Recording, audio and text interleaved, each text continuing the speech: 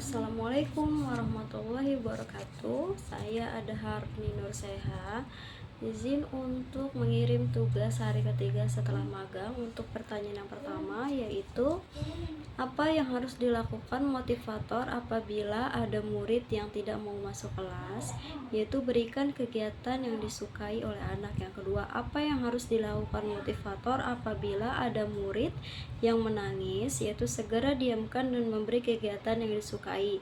Yang ketiga, apa yang harus dilakukan motivator apabila ada murid yang selalu mengganggu murid lain? Yaitu segera alihkan dan memberikan kegiatan yang disukai. Yang keempat, apa yang harus dilakukan motivator apabila ada murid yang melamun? Yaitu segera berikan kegiatan yang disukai. Untuk bagian B, apa saja yang harus dilakukan motivator secara periodik setiap minggu? Yang pertama, melakukan evaluasi sesuai dengan level. Yang kedua, membuat laporan tentang masalah yang timbul dalam proses belajar. Untuk bagian C, apa saja tugas rutin yang harus selalu dilakukan oleh motivator setiap hari?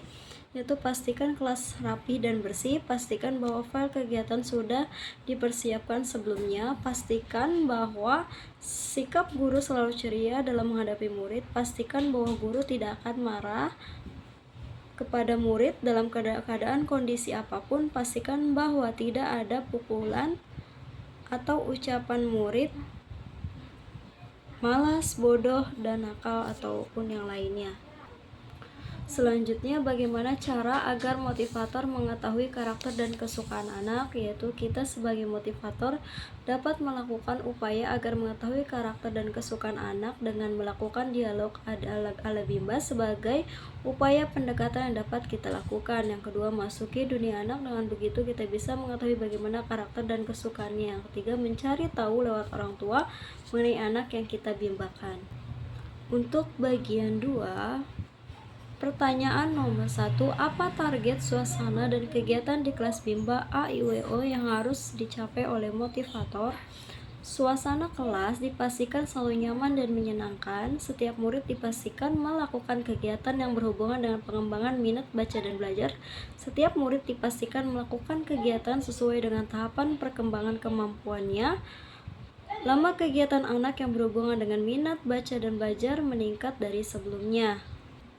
Yang kedua, bagaimana cara motivator mencapai target atau tugas di kelas Bimba AIWO? Yaitu guru harus selalu menyayangi dan mengasihi murid. Yang kedua, guru harus bisa mengendalikan diri sendiri. Kegiatan di kelas harus selalu dimulai dengan kegiatan yang menghibur murid. Kegiatan di kelas dapat menerapkan konsep dasar variation skill. Guru harus menerapkan konsep dasar dari MBA AIWO.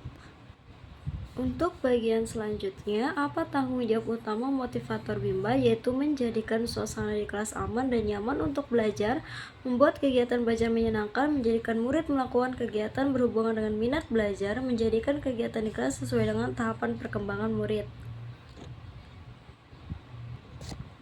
Untuk bagian C nomor 1, apa yang harus dilakukan motivator untuk menjadikan suasana di kelas aman? Yaitu semua stop, kontak, atau saklar yang berada di dalam jangkauan anak-anak tertutup dengan aman. Tidak ada senjata tajam di kelas, tidak ada binatang atau serangga, tidak ada tumpuhan atau tumpahan air di dalam kelas. Memastikan posisi kipas angin aman di kelas.